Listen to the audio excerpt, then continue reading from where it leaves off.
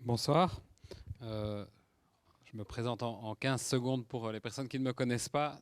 Donc je m'appelle Nicolas Van Nuffel. Je travaille au Centre national de coopération au développement, qui est la coupole nord-sud en Belgique francophone, mais je suis aussi par ce chemin-là le président et le porte-parole de la coalition climat ici en Belgique.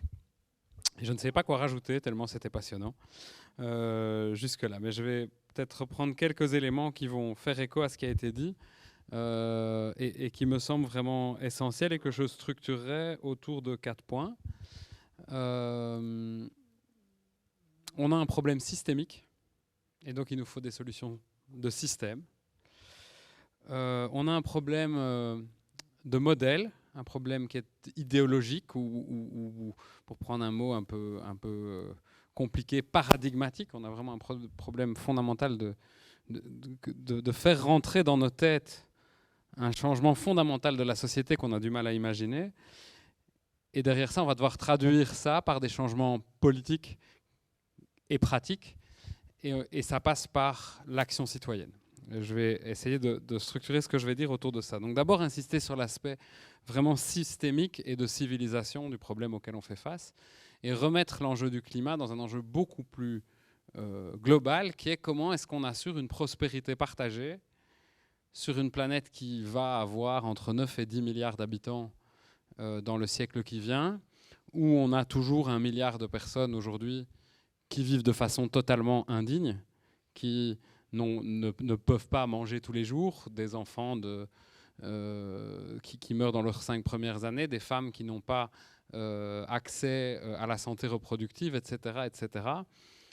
Et on doit assurer une vie digne à toutes et tous, sur une planète qui a des limites, et en sachant que, quelles que soient les politiques de natalité qu'on pourrait mettre en place, même avec des politiques ambitieuses, on sera quelque part entre 9 et 10 milliards dans ce siècle. Et donc on fait face vraiment à une question qui se pose, qui est vraiment celle de notre façon de vivre, et de notre façon de vivre ensemble, collective, comme civilisation. Et puisqu'on a un modèle de société qui est le modèle occidental industrialisé, qui s'est répandu et auquel aspire très clairement aujourd'hui la majorité de l'humanité, pas toute l'humanité, mais la majorité de l'humanité, il suffit de voir les Chinois, les Brésiliens. J'ai vécu au Brésil aujourd'hui, une majorité de la population brésilienne aspire au niveau de vie occidentale et on peut les comprendre. Il va falloir que ça change par tous les côtés en même temps. Et donc aujourd'hui, nous ne pouvons pas nous permettre le luxe de choisir par quel côté on va aborder le problème. Il va falloir y aller par tous les côtés en même temps. Et ça, c'est fondamentalement difficile. On ne peut pas dire aujourd'hui que l'action individuelle suffira.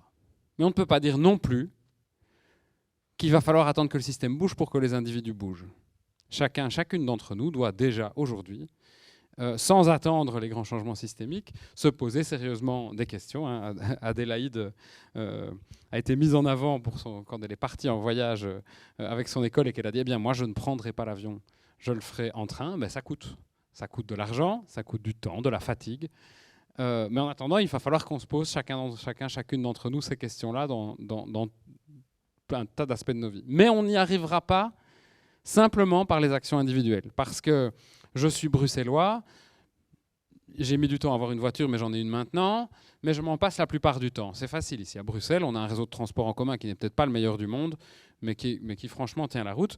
Ben oui, les habitants des petits villages du fin fond de la province de Hainaut ou du fin fond de la province de Luxembourg qui ont 1 ou 2 bus qui passent par jour, ils n'ont pas le choix, s'ils ont une famille, que de se procurer une voiture. Donc on a un problème de système, on a un problème politique dans le sens le plus noble du terme. Collectivement, on doit redéployer des moyens pour les gens qui habitent en dehors des centres urbains, tout en reconcentrant la façon dont on habite. On ne pourra pas s'en sortir juste par la technologie, mais on ne pourra pas s'en sortir sans la technologie.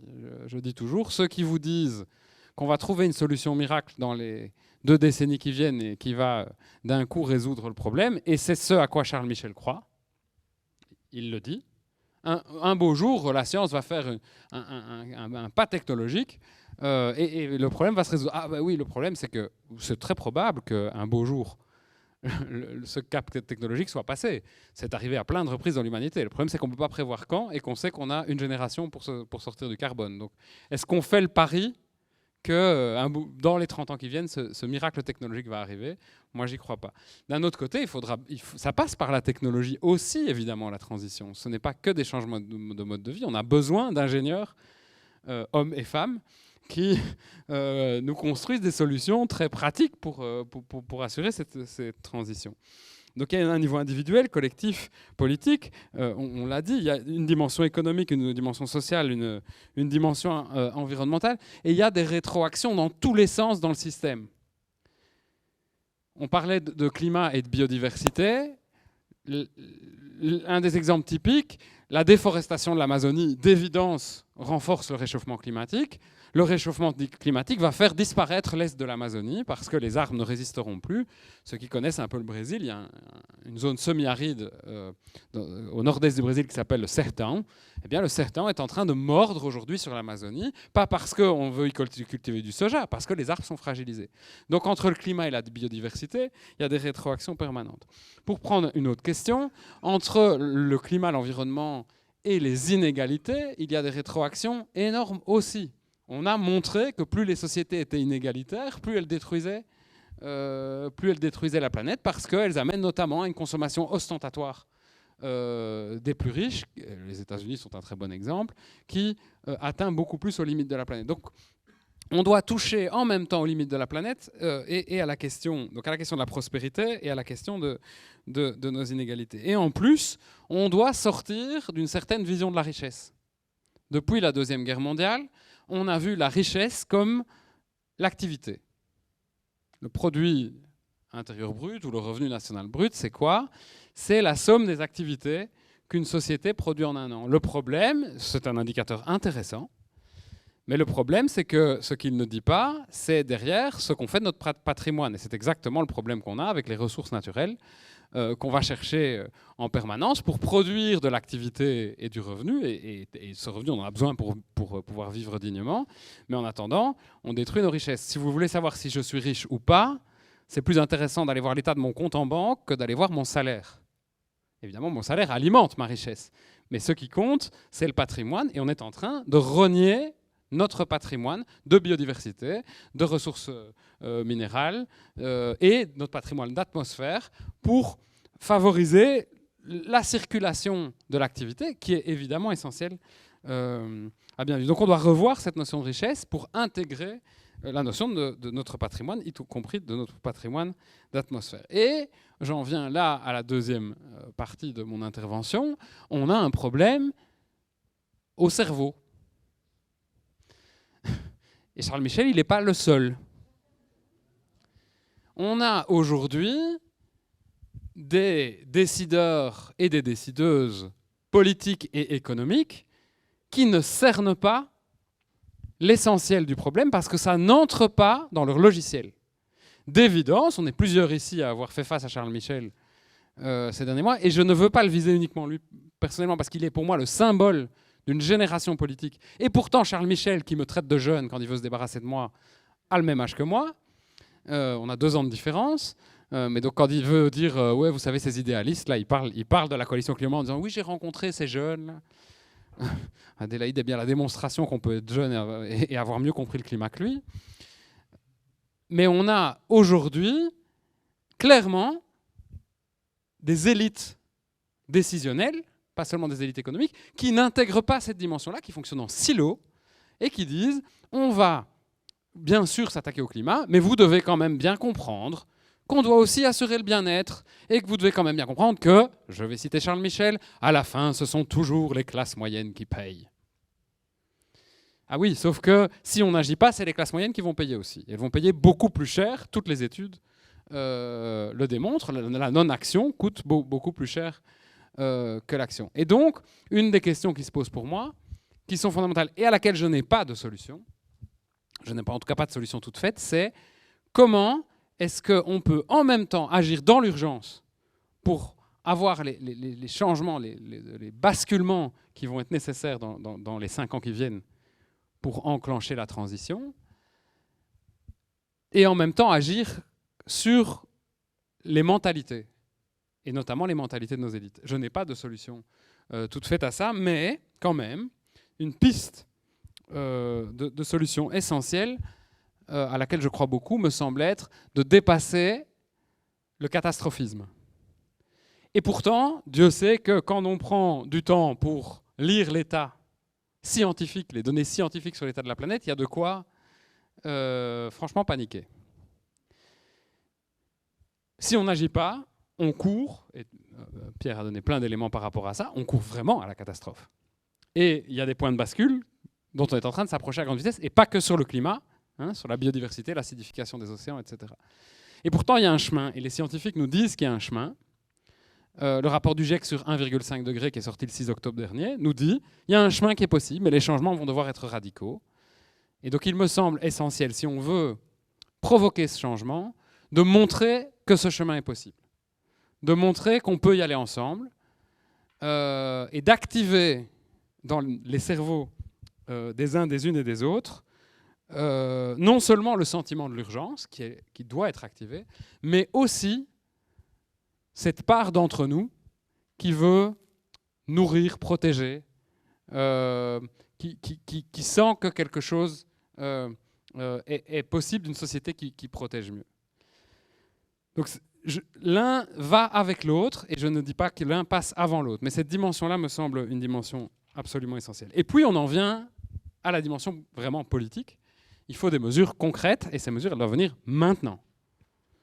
D'évidence, on ne pourra pas se permettre une nouvelle législature perdue à aucun niveau de pouvoir, du local au global.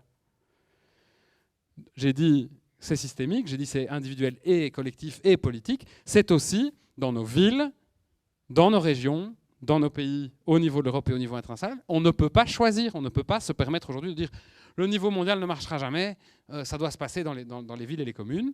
Et on ne peut pas non plus se dire il faut une grande réforme, un nouvel accord de Paris pour qu'on y aille. On va devoir agir à tous les niveaux. Alors ici, on parle surtout d'Europe. Je voudrais insister sur quelques éléments essentiels. Donc clairement, il faut que l'Union européenne adopte très vite un chemin de réduction des émissions de gaz à effet de serre contraignant qui nous mène avant 2050, le plus tôt possible, à la décarbonation complète de notre économie. Ça veut dire que nos émissions de gaz à effet de serre doivent réduire d'au moins 95, 95%. On peut se laisser quelques pourcents par des mécanismes d'absorption comme de replanter des forêts et des éléments comme ça, mais sans aller accaparer des terres dans le sud et sans passer par des technologies qui n'ont pas prouvé qu'elles étaient sûres. Mais donc, il faut un chemin, et ce chemin passe par un cap à 2030 maintenant, très vite, qui est de réduire d'au moins de moitié, le chiffre le plus souvent cité est de 55%, les émissions de l'Union européenne dans les 10 ans qui viennent. Et pour ça, il faut renforcer les directives qui existent aujourd'hui, mais il faut aussi plus de clarté et de lisibilité politique. Et pour ça, il faudrait que, là où on a aujourd'hui un pacte énergie-climat, on ait clairement une directive climat à mettre évidemment en lien, j'ai insisté sur les aspects systémiques avec tous les autres aspects des multiples crises qu'on traverse, mais qui donne un cap clair et qui donne aussi des instruments pour permettre de ne pas retourner en arrière.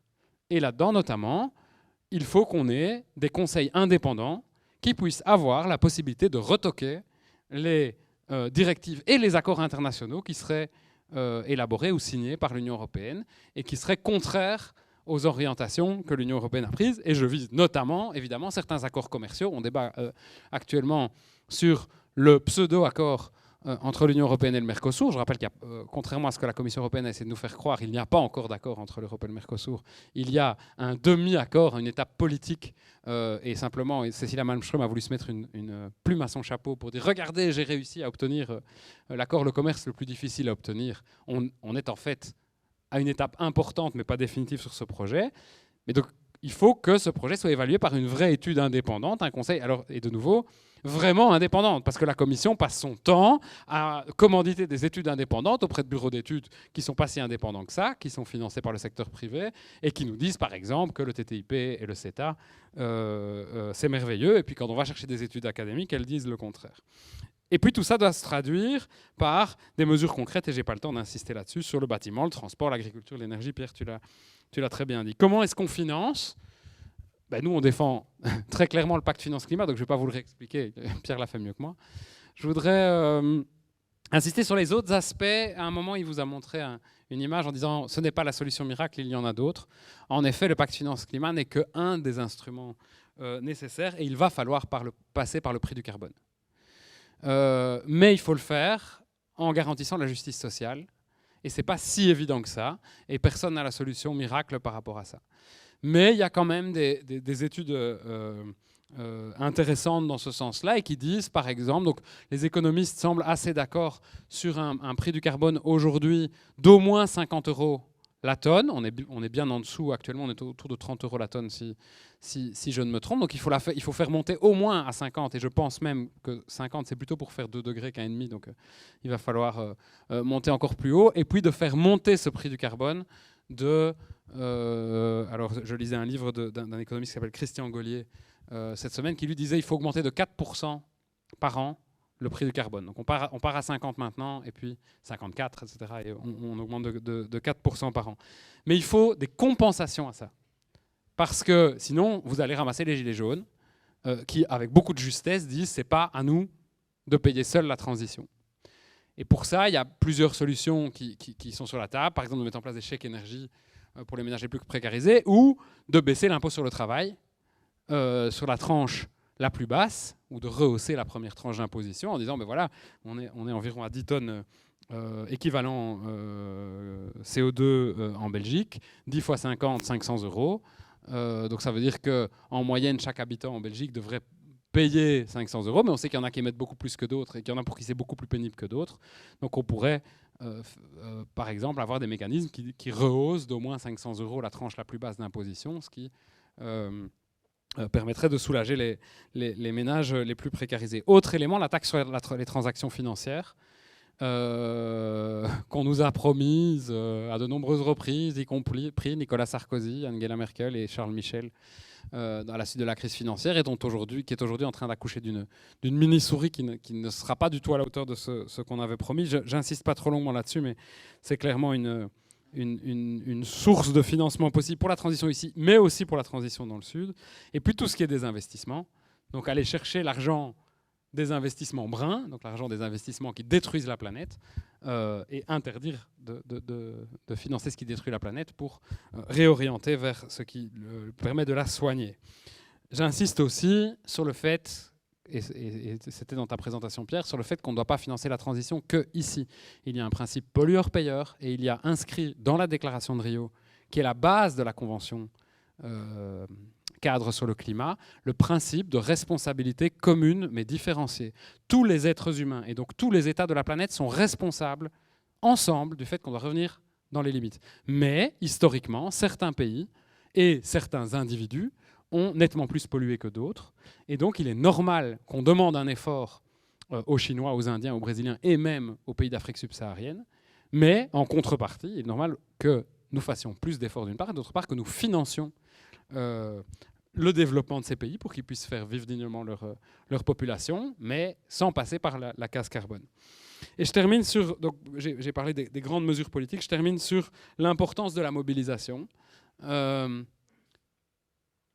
Les mobilisations mondiales, européennes, belges, des 6-7 derniers mois, ont, je pense, entamé un processus de basculement. Mais qu'il ne suffira pas. Je vais vous raconter quelque chose qui m'a fait très plaisir. J'ai reçu je ne te l'ai même pas raconté, Adélaïde, j'ai reçu un email hier d'un collègue de Greenpeace Belgique qui, rentrant d'une réunion de tous les Greenpeace d'Europe, m'a envoyé un petit message en disant « Mes collègues de partout en Europe m'ont demandé, est-ce que vous ne pourriez pas un peu écrire tout ce que vous avez fait pour qu'on puisse essayer de reproduire ça ailleurs ?» Ça m'a fait super plaisir. Pourquoi ça a marché, au moins sur la mobilisation en Belgique? On va voir si ça marche politiquement quand on verra les accords de gouvernement. Mais pourquoi il y a des choses qui ont marché? Je pense qu'une première leçon, c'est qu'on est unis dans la diversité. Là où dans beaucoup de pays, chacun agit dans sa petite case en regardant l'autre avec beaucoup de méfiance. Je pense qu'une des forces des mouvements sociaux et de la société civile en Belgique, et on l'a vu sur le TTIP et le CETA, et on l'a vu sur la question des migrations, et on le voit aujourd'hui sur le climat, c'est qu'on ne dit pas tous la même chose, on n'est pas d'accord sur tout, on n'est pas toujours d'accord sur les modes d'action, on n'est pas toujours d'accord sur les solutions, mais on se parle tout le temps, tout le temps, tout le temps, pour aller dans le même sens, avec les syndicats, avec les activistes désobéissants, avec les citoyens et les familles, avec les jeunes, avec les militants professionnels comme moi qui ont la chance de pouvoir consacrer leur journée entière à essayer de changer les choses. Eh bien, on a vraiment réussi depuis 6 mois à se parler tout le temps et à s'influencer les uns les autres, mais dans un respect de la diversité. Je pense que ça, c'est une leçon essentielle et de laquelle nous devons apprendre. Deuxième leçon, et là on peut aller plus loin, c'est que, je vous l'ai dit, on est devant une crise systémique qui n'est pas une crise que climatique. Et donc on doit aller plus loin dans la création de convergence avec les autres mouvements sociaux pour lesquels le climat n'est pas la première des clés. Et là, je pense qu'on peut encore faire plus. On a quand même eu quelques belles expériences, dont la marche du 12 mai, 2 semaines avant les élections, qui avait quand même réuni environ 20 000 personnes dans Bruxelles. Mais je pense que unir climat et justice sociale est essentiel pour attirer avec nous ceux pour qui le combat climatique est loin d'être une évidence, parce qu'ils se posent la question de la fin du mois, et qui est une question tout à fait légitime pour eux. Je sais que pour moi, c'est un luxe que je peux me permettre de ne pas me poser à la fin du mois la question de comment je vais pouvoir nourrir mes enfants, et donc j'ai de l'espace mental pour m'occuper de l'avenir de la planète. Si on veut attirer avec nous ceux qui n'ont pas cet espace mental, il faut qu'on aille les chercher sur les questions sociales. Troisième dimension, j'ai parlé de la dimension sociale, c'est la dimension économique. Il faut absolument que nous travaillions avec le monde économique, et en particulier avec les entrepreneurs de la transition, toutes ces entreprises de différents modèles, mais qui sont dans la construction d'un autre modèle économique aujourd'hui et pas dans la prolongation du modèle du carbone. On doit les avoir avec nous parce que on peut rêver de la plus belle société qu'on veut. Il y a une société sans économie, ça n'existe pas. Et donc on doit construire un modèle économique qui unit une part pour le marché, une part pour l'État, une part pour l'économie des communs, qui n'est ni le marché ni l'État, qui est l'économie collaborative, et une part aussi pour l'économie interindividuelle, l'autoconsommation, l'autoproduction, etc. On doit sortir de la logique où il n'y a que l'État et le marché. Et dernier élément, et je vais conclure par là, et je reviens à l'email que j'ai reçu dont je vous parlais, on doit, et là on a beaucoup à apprendre du mouvement international des jeunes, on doit dépasser nos frontières. Parce qu'une des grandes maladies que nous avons, c'est que nous avons 192 sociétés civiles dans le monde, dont en plus peu ont la chance d'être libres. Mes collègues un peu partout en Afrique, au Moyen-Orient, en Asie, ont beaucoup moins de liberté, voire craignent pour leur vie tous les jours. Il faut savourer la chance de la liberté que nous avons. Mais même dans l'Union européenne, nous avons 27, 28 sociétés civiles qui ont beaucoup de mal à travailler ensemble. Là où, en quelques mois, suite à l'appel de Greta Thunberg, on a vu, alors peut-être pas un grand mouvement européen coordonné, mais une capacité à dépasser les frontières. Or, si on veut peser sur l'Union européenne, il va falloir qu'on dépasse les revendications pays par pays. Et ça démarre le 20 septembre. Et donc je vais conclure par ce par quoi Adélaïde avait commencé. Le prochain grand rendez-vous qu'on vous fixe, c'est la semaine du 20 au 27 septembre, où on est encore en train de construire. Il y aura, justement, on sera unis dans la diversité, donc il y aura des actions en tout genre proposées par les jeunes, par la Coalition Climat, par Rise for Climate, qui avait organisé notamment les grandes marches du 27 janvier et du 31 mars, par les syndicats, par les activistes, etc. Il va y avoir une semaine d'action, mais qui va en tout cas démarrer le 20 septembre par la 3e grande grève pour le climat, après celle du 15 mars et celle du 24 mai. On vous fixe rendez-vous. Et je vous regarde chacun et chacune, et j'espère ne pas vous voir le 20 septembre, parce qu'on sera tellement nombreux que je ne vous trouverai pas.